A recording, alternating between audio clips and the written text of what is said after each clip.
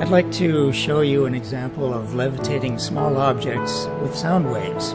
Let me just remind you how a loudspeaker works. It's just a diaphragm that repeatedly pushes on the air, producing high pressure waves that move away. And that's what we have here with this little gizmo. It does the same thing, except it's at a very high frequency, 28,000 hertz, which is way above our human hearing range. So these sound waves move upward, and up above I have a glass plate which is going to reflect the sound back down again. And when the distance between the glass plate and the loudspeaker is just right, then those sound waves that are moving down will interfere constructively with the sound waves coming up and give us regions of high pressure and low pressure which don't move around, they stay in one spot.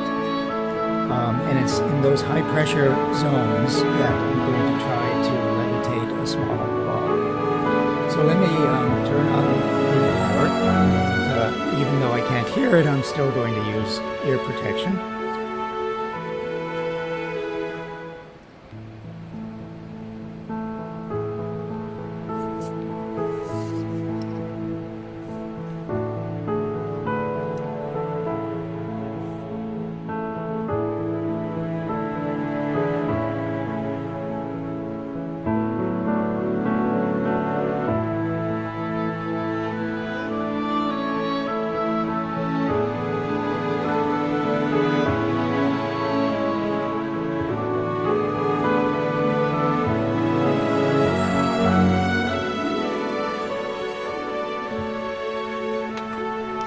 As I said before, the distance between the reflector and the loudspeaker is just right. If I change it, and which I'm going to do, you'll see that this standing wave disappears and the balls are no longer suspended there.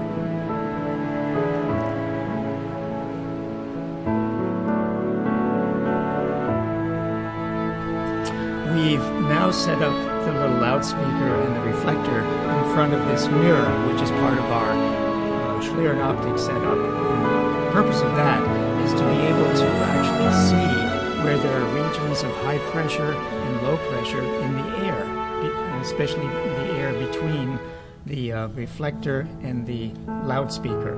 So let me turn up the volume, and before I do that, I will put on my protective hearing.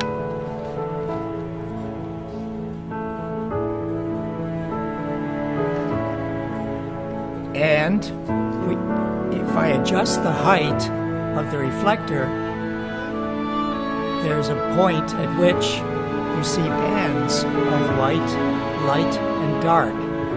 This is the standing wave, and it only happens when the distance between the reflector and the speaker is some multiple of a half a wavelength. So every single one of those bands is a half a wavelength. If I go up a little higher, then it disappears again, but if I continue to go higher, then it will come back when I'm at another half a wavelength, a multiple of a half a wavelength away.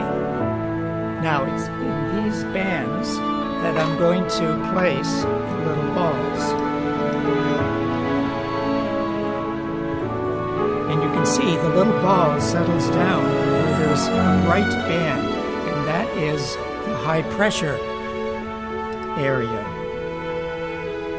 And I know it's a high pressure because you see there's a white band right next to the reflector, which is where the highest pressure will be.